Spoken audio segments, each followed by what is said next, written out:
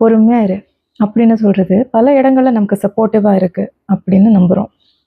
ஆனா சில இடங்கள்ல ஒருத்தரை ஷட் டவுன் பண்றதுக்கு அதுதான் ஃபாஸ்டஸ்ட் வே. பொறுமையா இரு இந்த வார்த்தைகள் என்ன மாதிரியான சைக்கலாஜிக்கல் டேமேஜ் எல்லாம் நமக்கு பண்ணுது? பொறுமையா இருங்கிறது ஒரு நல்ல அட்வைஸ் தானே, அதுக்கு இவ்வளவு தூரம் யோசிக்கணுமா, அது இவ்வளவு தூரம் தப்பா போகுமா அப்படின்னு உங்களுக்கு தோணலாம். எந்த இடத்துல இது தப்பா போகும்னா, பொறுமையை பரிந்துரைப்பது உங்களோட ஃபீலிங்ஸ் தப்புன்னு எந்த இடத்துலையும் டைரக்டா சொல்லலை, ஆனா இன்டைரக்டா உன்னோட ஃபீலிங்ஸுக்கு இங்கே இடம் இல்லைன்னு தான் சொல்லுது. காலப்போக்கில் அந்த நபர் அவரையே நம்ப மாட்டார், அவரோட இமோஷன்ஸையே ட்ரஸ்ட் பண்ண மாட்டார், எதையும் வெளிப்படையாக எக்ஸ்பிரஸ் பண்ண மாட்டார், சைலண்டாக சஃபர் ஆக ஆரம்பிப்பாங்க.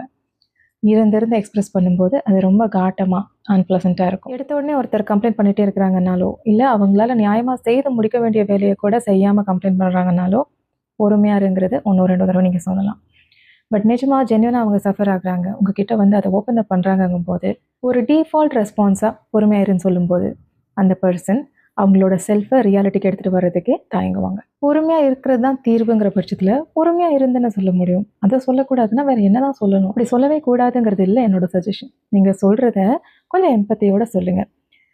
உனக்கு கஷ்டமாக இருக்குதுன்னு எனக்கு தெரியுது, நீ கஷ்டப்படுறேன்னு புரியுது, நீ பெயின் பேர் பண்ணுறேங்கிறது எனக்கு புரியுது, ஆனால் கொஞ்சம் பொறுமையாயிரு. இந்த மாதிரி நீங்கள் சொல்லும்போது அவங்களோட எமோஷன்ஸ்க்கு ஒரு வேலிடேஷன் இருக்குங்கிறது அவங்களுக்கு ஆறுதலாக இருக்கும். அதுதான் அங்கே தேவை. ஒருத்தர் புலம்பி தள்ளும்போது, ஒரு பிரச்சனையில் இருக்கும்போது அவங்க கிட்ட போயிட்டு வாலண்டியராக ஒரு தீர்வு சொல்கிறத விட அவங்களோட ஃபீலிங்ஸை அக்னாலேஜ் பண்ணுறதுங்கிறதே ஒரு பெரிய சப்போர்ட் தான். சில இடங்களில் பொறுத்துப்போன்னு சொல்கிறது அட்வைஸ் பொருத்தப்பட்ட ஒரு புறக்கணிப்பு தான். வீடாகட்டும், வேலை இடமாகட்டும், உறவுகளாகட்டும், எமோஷ்னல் இன்வாலிடேஷனுங்கிறது கமுக்கமாக தான் நடக்கும். அது ஒவ்வொன்றுக்கும் ஒரு பேர் இருக்குது, அர்த்தம் இருக்குது. அதை நோட்டீஸ் பண்ணுங்கள். மனிதம் மாறாமல் அதை வேறு வேறு வழிகளில் நம்ம அணுகலாம்.